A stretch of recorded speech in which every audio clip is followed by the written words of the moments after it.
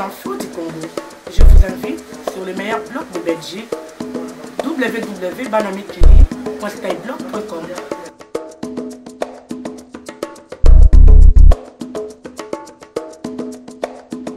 Human Rights Watch qui publie un rapport sur l'opération Likofi menée par la police de Kinshasa il y a un an.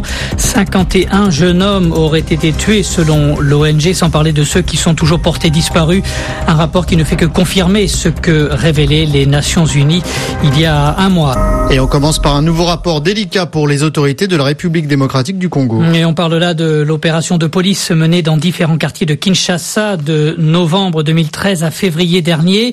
Après les Nations Unies, il y a un peu plus d'un mois, c'est au tour de l'ONG américaine Human Rights Watch de dénoncer ce qui s'est, selon elle, réellement passé.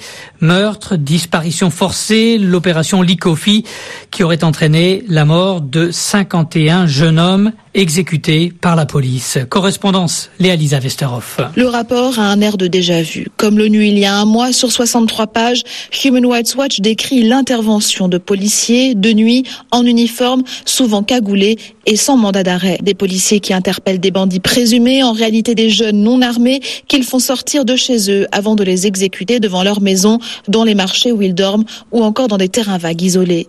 51 en tout auraient été tués de cette façon, selon l'Organisation de protection des droits de l'homme. 33 sont toujours portés disparus. Un mode opératoire criminel qui devrait être sanctionné, affirme Human Rights Watch, qui appelle à ce que le commandant de l'opération Likofi, le général Célestin Kanyama, soit suspendu en attendant l'ouverture d'une enquête. Plus grave, après avoir interrogé 107 personnes, Human Rights Watch établit qu'un grand nombre des personnes tuées n'avaient rien à voir avec les délinquants recherchés. Il s'agissait plutôt d'enfants des rues ou de jeunes accusés à tort par leurs voisins. Enfin, l'organisation dénonce les menaces visant les familles qui ont voulu savoir ce qu'il s'était passé avec leurs proches ou encore de journalistes congolais qui ont mené l'enquête sur cette opération policière. Au final, selon Human Rights Watch, aucun policier n'a été arrêté ou condamné à ce jour pour des meurtres ou des enlèvements. Seuls des cas d'extorsion d'argent et autres délits mineurs ont été sanctionnés. Léa-Lisa Westerhoff, Kinshasa.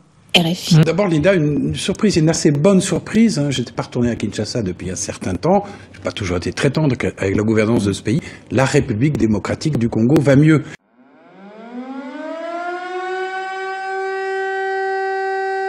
Nous sommes fatigués de ce gouvernement en place. Le peuple congolais est fatigué, totalement fatigué, jusqu'à la moelle épinière.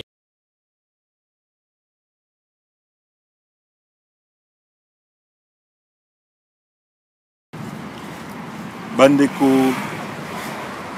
tobengisi bino boya ebele na date ya le samedi 29 novembre 2014 et kozala lancement ya mouvement na biso Kabila touche pas à ma constitution, pas de prolongation de mandat.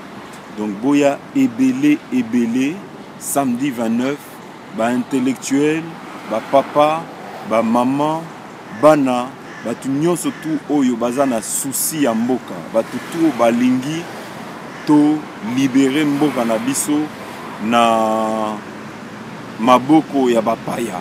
Donc il faut tous s'organiser et toujours espérer que vous voyez nombreux le 29 novembre, donc samedi 29 novembre, Boya Ebele, Torozela Bino.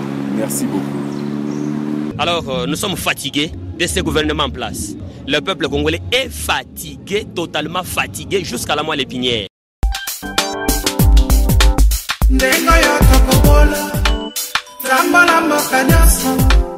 Tele